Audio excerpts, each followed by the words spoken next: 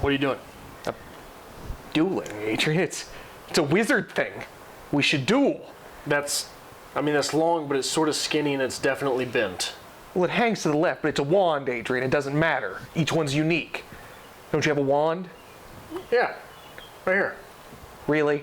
What? A little short and stubby to be a wand. I don't think that it's anything below average. Shall we duel, sir? Duel.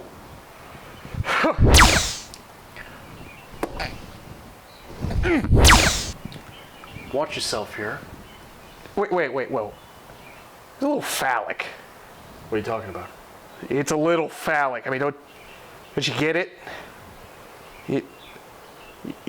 You know. I don't see what you're talking about. I got nothing. Keep going.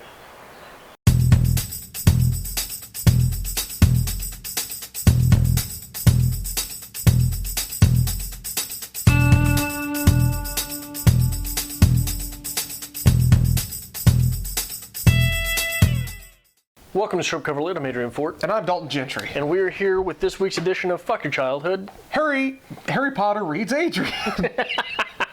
Adrian. That's that polyglot lotion. The polylot lotion. It's different. Adrian reads Harry Potter. This is the Chamber of Secrets once more, chapters 10 through 12. So, bit of a recap? Yes. Just in case you're not Because I didn't read them.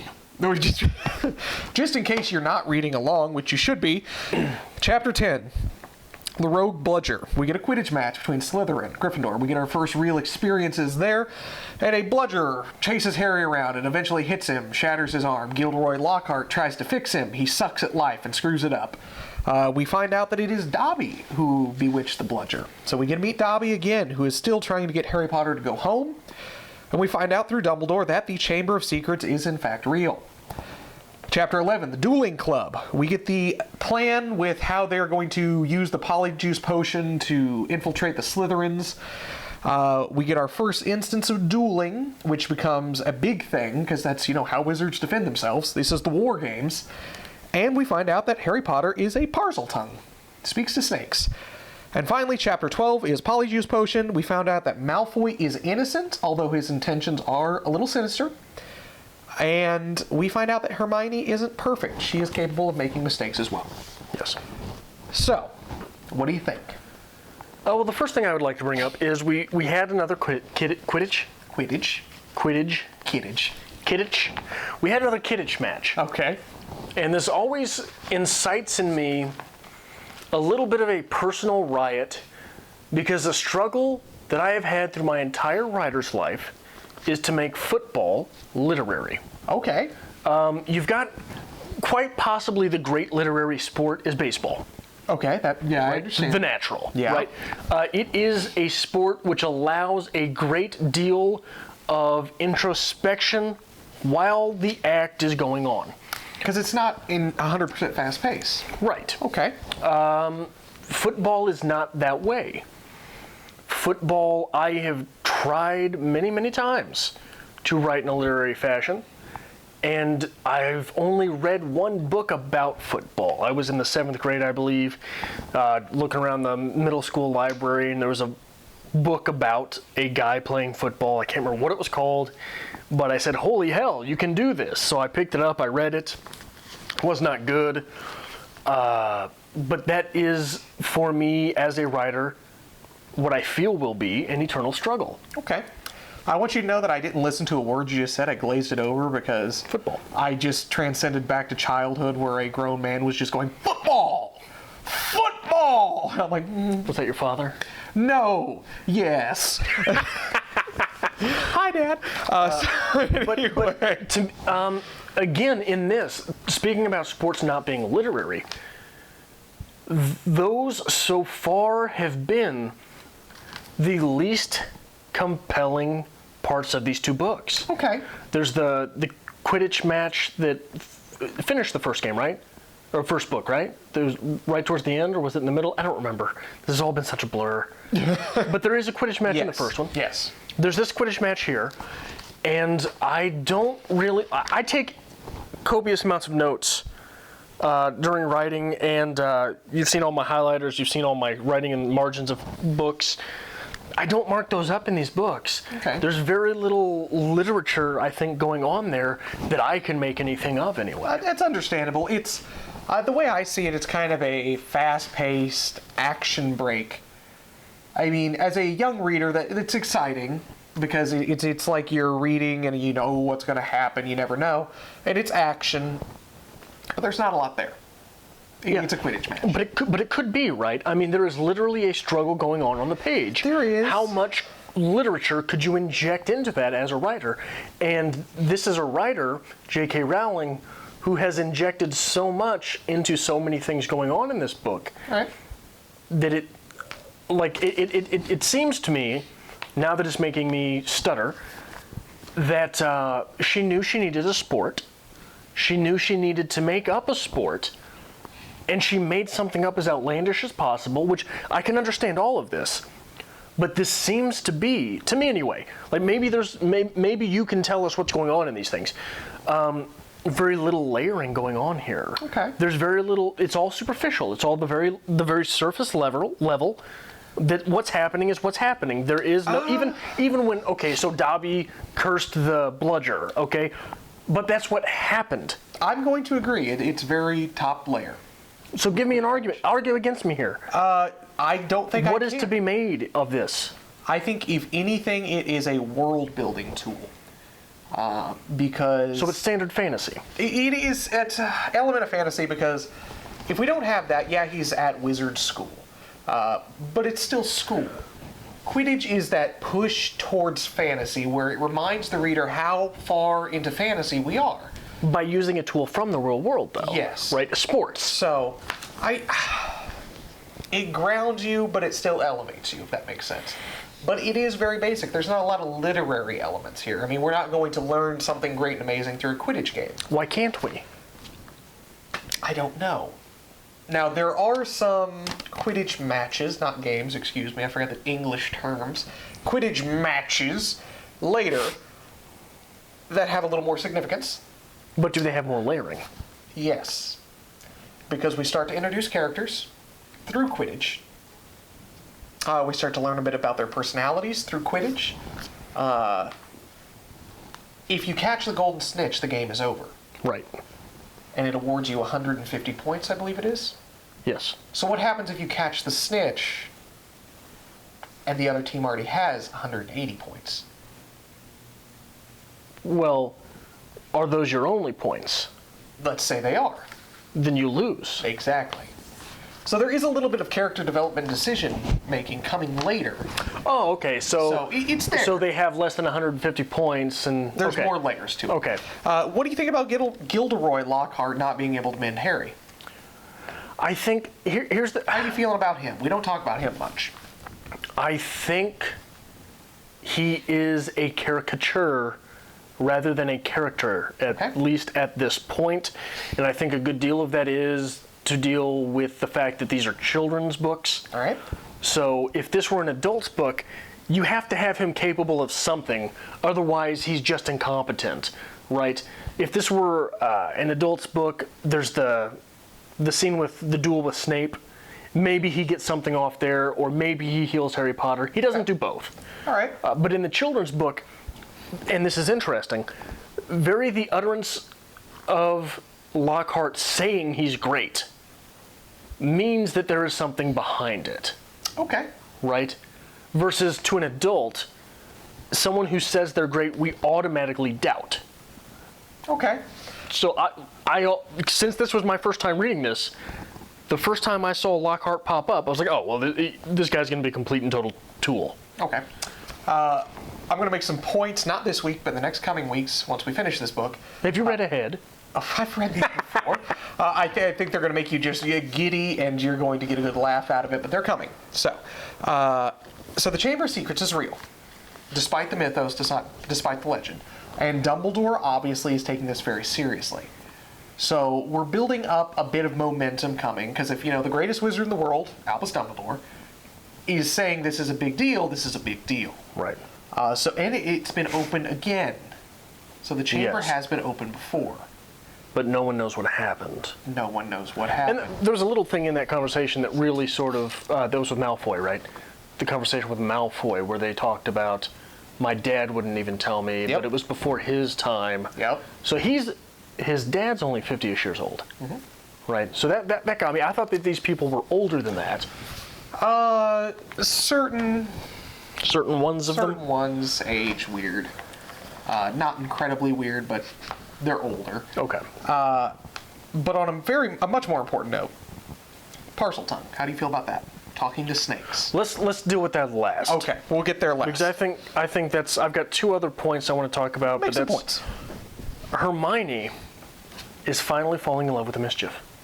Okay. For the first time, not only was she the driving force behind something, but she was the one that talked the other two into it. Which means you love her all the more now? Of course I do. Okay. But I think the big thing to watch there, I don't know why I'm saying this because I'm obviously the only one who hasn't read these. You really are. But I'm the only person in the world who hasn't read Harry Potter. But for me, I think that this is going to be, for her, a battle like many writers battle with the bottle. Okay. I think that she's going to go off the deep end and have to pull herself back from the mischief and is going to be one of those addiction level things. And if not, I'm a bit disappointed because I want to see that overtake her. You know, I feel like we should get like a giant blackboard and I just start like making points to be like, let's see if we come back to this. But okay, I can understand that reference there. And at a very simple level for children, mischief is really your first vice. Right. Once you get to be the old man, I mean, you got the nicotine, the alcohol, the gambling, the whatever. But as a child, it's mischief. Yeah. That's the first thing. A little bit of trouble. That's that thrill, but there's also consequence. So that's actually a really good point. So what's another thrill that we get into with very much this age group and this level of reading? You brought it up earlier. Right before the video. These characters are 12, 13. Let's talk about Polyjuice Potion. There is a huge element of young adult literature of the sense of the emergence of sexuality and voyeurism. I think we mentioned that briefly with the invisibility cloak. Yes. Polyjuice Potion. The ability to completely transform yourself, your body, into someone else. That's a huge thing. Yeah. And I think it's a subtle element that Rowling has slipped in that a young reader wouldn't get, and most readers just glaze over. That is voyeurism at its finest. Well, I think you're underselling it. I think that what you have to realize, and what you lived through very much, was the fact that this literature can encompass your life, right? Yeah. So once you step away from the books, you're not stepping away from the story. And how many people, how many kids read this and then went on their day with the back of their mind on polyglot lotion and the things that would be capable of happening because of it, with it. Now see, that, I'm going to get hammered for this one, that is what we call the emergence of fan fiction. Because at a young age, young woman, it typically is a woman who, does fan fiction. There are exceptions. I'm going to hit the stereotype on the head here, but it's typically a woman Comment with hate below. Who does this type of fan fiction. Emerging through the stages of puberty. Gets some interesting... Quit trying to be so careful. Say it. There's some weird Harry Potter sex going on in the world of fan fiction. How much have you read? I am quite versed. I'm working on my doctorate. But it is weird. And Polyjuice Potion comes into play. Because let's say there's a secret love romance between Ron and Harry in the world of fan fiction. All old Ron's got to do is take a sip of Polyjuice Potion. And he's a woman. And things get weird. Or all Hermione has to do to get involved in that relationship, because she's jealous of Ron. Yep. Get a little bit of Potter herself. Things get weird. But that is an element of young adult literature. It absolutely is. And it's... what is interesting to me is that these things seem to pop up throughout the genre in some form or another, despite the fact that the authors are not young adults. Correct. So is this something that, like, it maybe with Rowling? Okay, I'll go ahead and give Rowling this credit because she is what she is.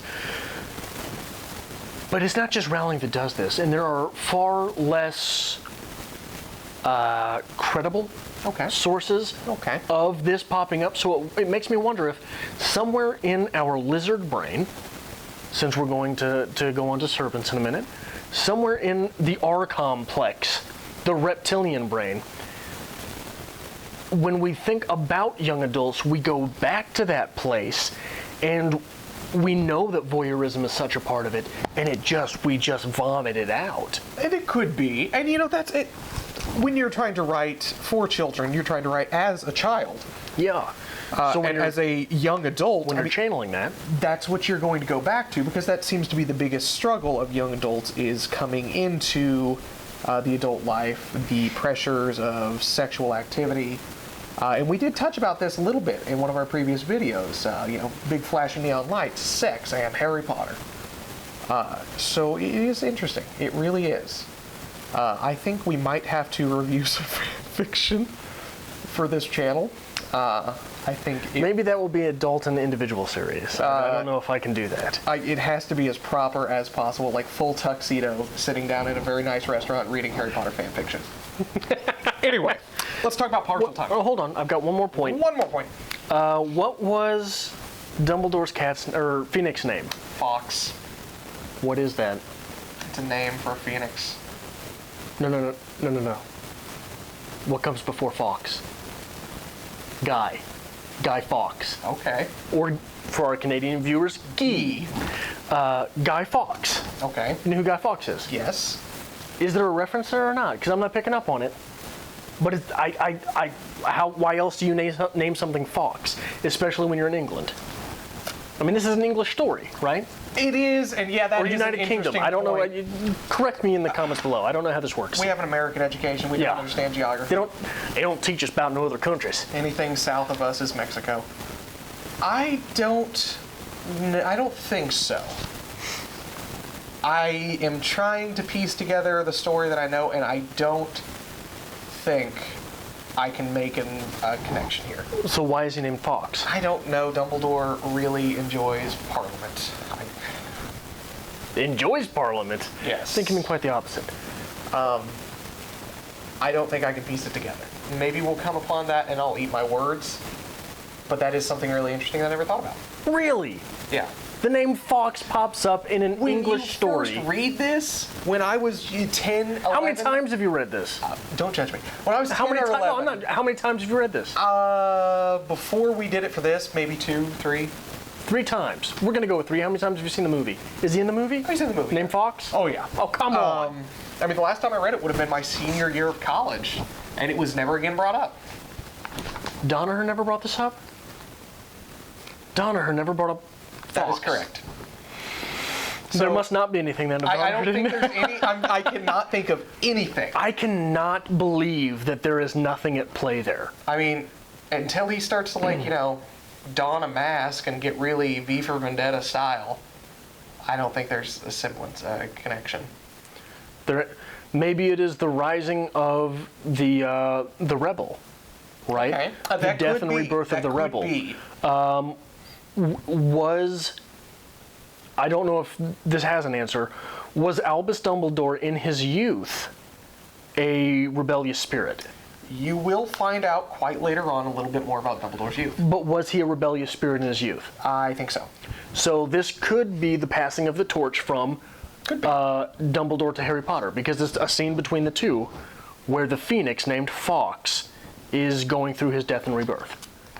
Okay. So that's the only thing I can make of it at this point, because I have not read anything. You have read it all. We'll get there. You were Fox. I mean, obviously, they're not going to just introduce Fox. He's coming back. Yeah, well, obviously, Fox is not just named Fox for the hell of it. Yeah. Plays an integral part. Yes, okay. Parcel tongue. Yes. Just rant on it, please, because it's been killing me. Because I when they start talking about parcel tongue, I'm like, oh, God, Adrian's going to have a heyday with this. Well, you start on it. We talked about religion in Harry Potter. Yes. The idea of Satan in the Christian religion is always associated with a serpent. Yes. Evil is serpent. Yes. So you were associating Harry Potter originally with Christ. Jesus Christ. But now Jesus Christ can talk to serpents. Well, Jesus Christ did talk to Satan. Oh, he did talk to Satan. He was tempted directly by Satan himself. The thing that's interesting to me here is not actually that connection, so much as when you talk about the serpent's introduction to Western religion. What was that? That was the fall. Yes, fall of man. So the serpent took up residency in the tree of... I don't know what the tree's called. It's either the tree of knowledge or the tree of knowledge of good and evil. Okay. Depending on the interpretation of things, coming from an outside point of view, why would humanity be barred from the tree of knowledge? To keep them ignorant. Okay. Now, that's fine. If man has to be ignorant to be pure, that's one thing. But when this tree becomes the tree of the knowledge of good and evil, why should we not be well versed in the difference between good and evil? Okay. So, is the serpent evil?